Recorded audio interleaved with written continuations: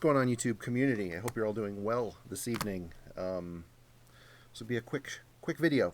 I wasn't going to do this video, but the more I got to thinking about it, I figured I might as well get it off my chest.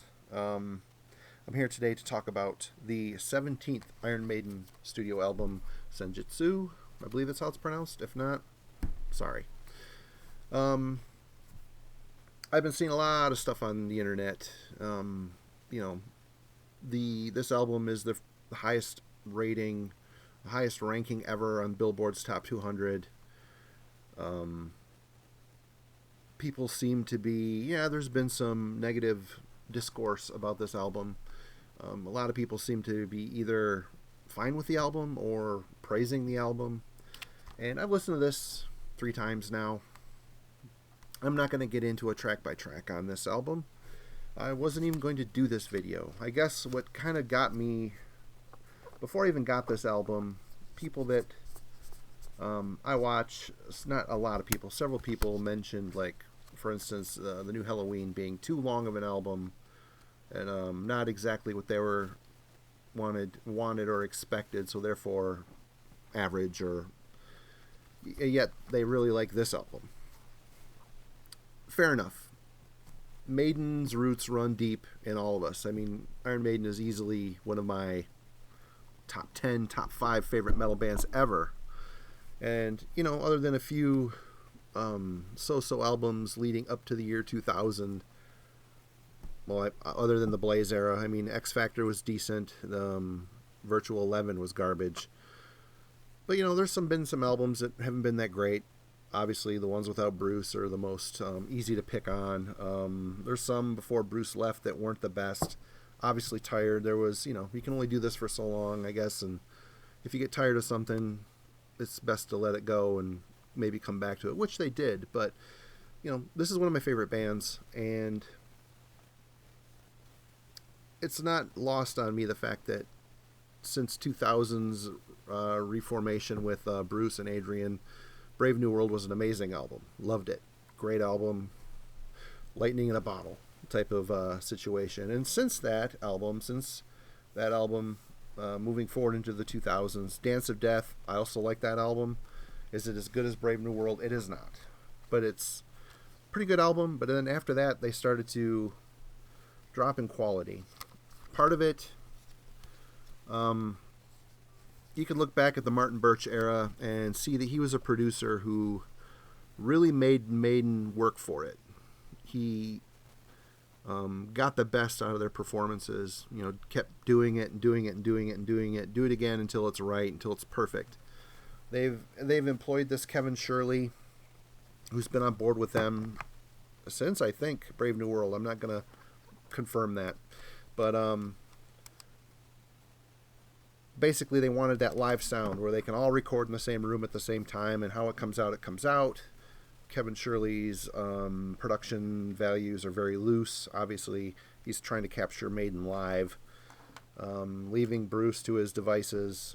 Bruce is Bruce. He by now knows what he needs to do, but I mean, listening to this in particular, I mean, granted, these guys are getting older, and it's, his voice isn't what it was 30, 40 years ago, but still sounds like Bruce. He still sounds great live. But on here, there are some peaks and valleys to his singing. There could have been maybe a little more quality control. But before we get into the things that really bother me about it, I guess I need to ask these legacy bands like Iron Maiden, bands like Metallica, other bands of this ilk that have been around for a long time, and my hat is off to any band that's been around this long and is still putting out new music. That is, especially in this day and age where people are saying that the album is dead, singles are king, don't waste your money or time putting out records. I applaud these older bands for still trying to be relevant, still putting out product. But do these bands really think we need 2 CDs / 80 plus minutes worth of material?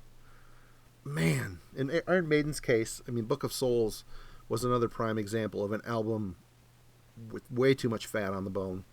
And it wasn't good fat. There's a lot of stuff could have been left on the cutting room floor. This album in particular, it's 2 CDs long.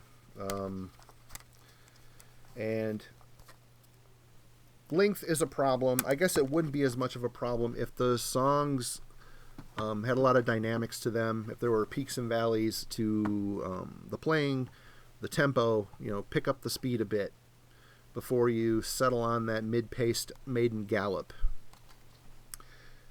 This is almost 85 minutes of Maiden loping along, not throwing anything away, using every single riff that they came up with, and even riffs, you're going to hear harmonies on here that you've heard since 2000. You listen to this album, you hear it, you'll know what I'm talking about, because it's a very obvious. There's like 2 or 3 times it came in, the guitar harmonies came in, and it sounded exactly like the album before that, and exactly like a song on the album before that, and so on and so on. Nico, still a great drummer, fastest single foot in the business, but he uses the same drum fills over and over and over again, and it creates a web of sameness to infect all this material. Even I found myself liking the first disc better than the second disc. The first disc, there's a couple songs that have a really nice dark flow to them, pretty decent. Kind of a melancholic pull. Some of the solos are really good. Bruce sounds okay. He's hanging in there. He's pulling at some harmonies here and there that sometimes step outside the riff, the riff motion. But for the most part, this album is the same speed. There's very little dynamics on it. There's super inflated intros on it with the long acoustic, 3-minute long acoustic intros.